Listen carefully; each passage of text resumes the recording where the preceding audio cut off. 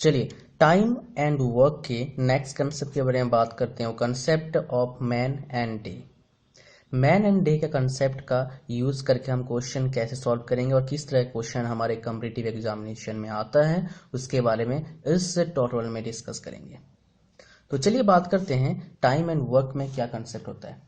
Time and work में दो तरह का चीजें होते हैं, एक टाइम का रिलेशन होता है और एक वर्क का रिलेशन। एक टाइम का रिलेशन होता है और एक वर्क का रिलेशन, और इसमें दो एलिमेंट्स आते हैं, एक मैन और एक डे। टाइम एंड वर्क कौन कर रहा है? मैन कर रहा है। दो एलिमेंट का कॉम्बिनेशन बनता है और इसके लिए एक फॉर्मूला हम यूज करते हैं इसके रिलेटेड कोई भी क्वेश्चन को सॉल्व करने के लिए, वो है m1 d1 is equal to m2 d2। Example पकड़ते हैं। एग्जाम्पल क्या है कि कोई काम को करने के लिए टोटल नंबर ऑफ मैन्स चाहिए 20, टोटल नंबर डेज चाहिए कितना? 30। सेम टू सेम को काम को करने के लिए टोटल नंबर अगर मैन लगा दूं मैं 30, तो days is equal to what?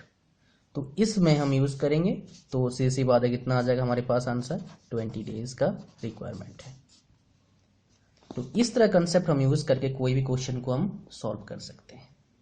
तो चलिए मैं आपको दो क्वेश्चन सॉल्व करूंगा आज, 2 क्वेश्चन सॉल्व करूंगा। इसमें क्वेश्चन में क्या है, पहला क्वेश्चन जो मैंने सॉल्व करा उससे रिलेटेड है।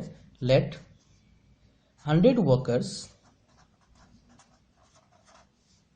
Can finish the task in 40 days. Then how many days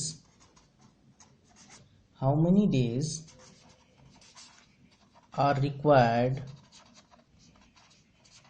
to complete the task by 25 workers? How many days are required to complete the work by 25 workers?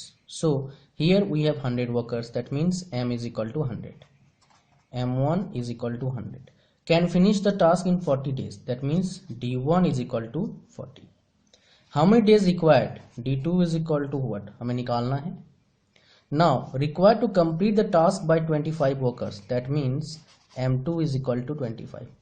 So d2 is equal to m1 d1 plus m2, m1 is 100, d1 is 40, m2 is 25, 25 4 is 100, 4 160 days. So this is how you can solve time and work concept में man and day के question को कैसे आप solve कर सकते हो। तो चलिए नेक्स्ट क्वेश्चन की ओर जाते हैं, जो क्वेश्चन थोड़ा सा इससे डिफिकल्ट है, बट हम सेम टू सेम अप्रोच का यूज करके क्वेश्चन को हम सॉल्व कर सकते हैं। तो चलिए क्वेश्चन को पढ़ता हूं और आपको बताता हूं कैसे सॉल्व करना है इस क्वेश्चन को। इसमें बोला हुआ let 100 workers can finish the task,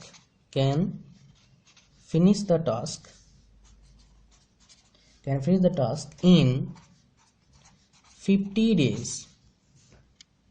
100 workers started completing a task by working for 10 days.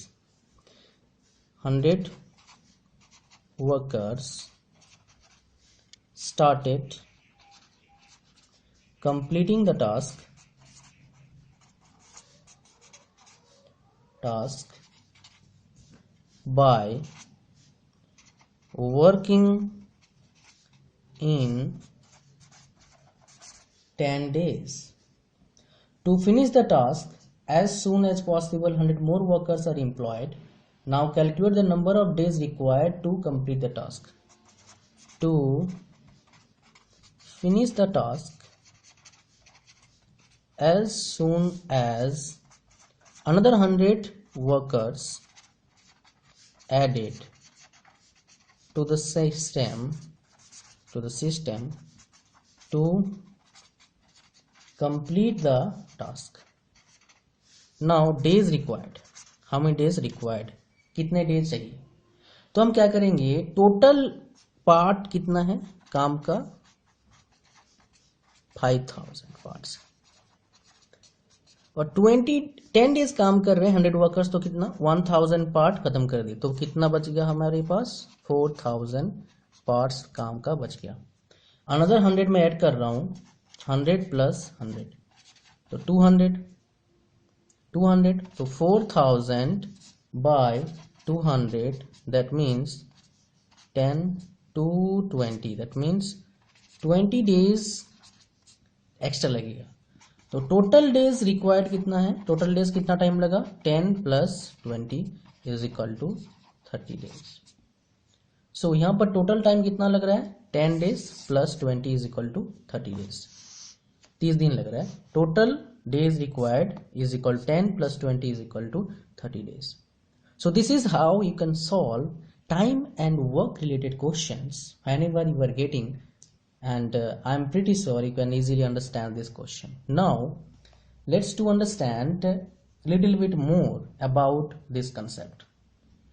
इसमें क्या बोला, 100 into 50 क्यों करा मैंने, मेरे को निकालना था टोटल पार्ट्स। अगर टोटल पार्ट्स मैं निकाल लूंगा तो मुझे पता लग जाएगा इनके दोनों के बीच में रिलेशन क्या है। तो आगे जो काम कर रहे हैं यहाँ पर उससे मैं माइनस करके 10 से 20 से डिवाइड कर दिया, यानी 200 से डिवाइड कर दिया, तो कितना आ गया मेरे पास, टोटल नंबर ऑफ डेज आ गया। बिकॉज टोटल पार्ट्स कैसे आया था, वर्कर्स इनटू डेज, तो डेज से मैंने मल्टीपल करा तो मेरे पास सर आ गया, डेज से मल्टीपल करा वर्क से तो टोटल पार्ट्स आ गया। उसके बाद मैंने दोनों को ऐड कर दिया टोटल वर्कर्स, उसके बाद वर्कर्स को टोटल पार्ट्स डिवाइड कर दिया, मेरे पास डेज आ गए। So this is how you can calculate any question. Thanks for watching, hope to see you again in my next video, bye bye.